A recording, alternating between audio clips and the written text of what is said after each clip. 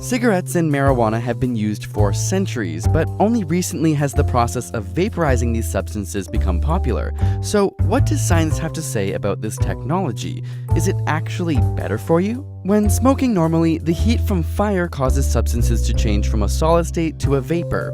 In cigarettes, this releases nicotine, which is absorbed into your bloodstream through the lungs, causing increased heart rate, constricted blood vessels, release of dopamine in the brain, and feelings of alertness.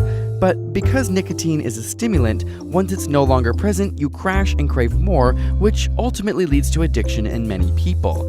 In the case of marijuana, the active component THC is aerosolized and follows the same pathway into your body, but with different effects, which we explain in our video, Your Brain on Marijuana, here. Smoking only takes 6 seconds for the active compounds to reach your nervous system, unlike chewing tobacco or eating edible marijuana, which takes much more time, but you have to inhale smoke in the process. This smoke consists of partially burned particles, which creates tar in your body, has cancer-causing effects, blackens teeth, and destroys taste buds.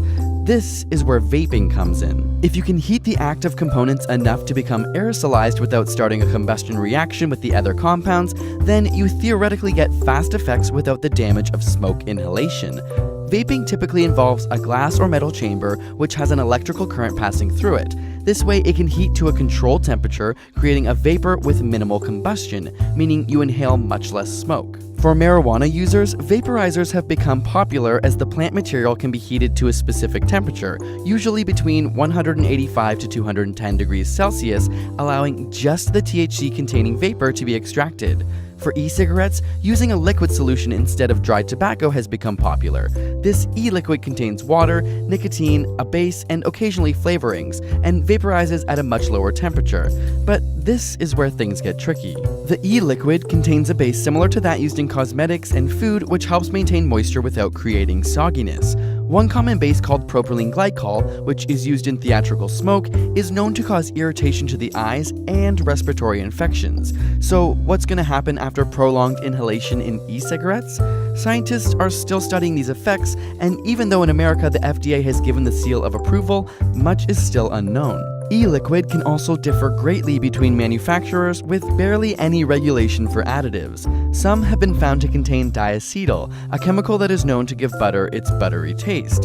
Inhalation of this chemical can lead to scarring in the lungs, known as popcorn lung, named after hundreds of workers inhaled the chemical in a microwavable popcorn factory and suffered irreversible lung damage.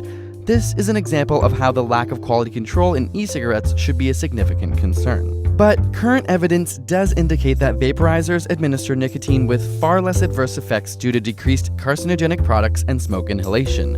But less harmful does not mean safe.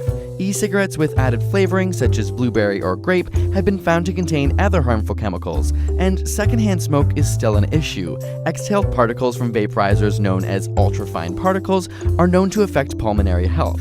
Others are worried that because these e-cigs are deemed healthier, that they're becoming more appealing for young people.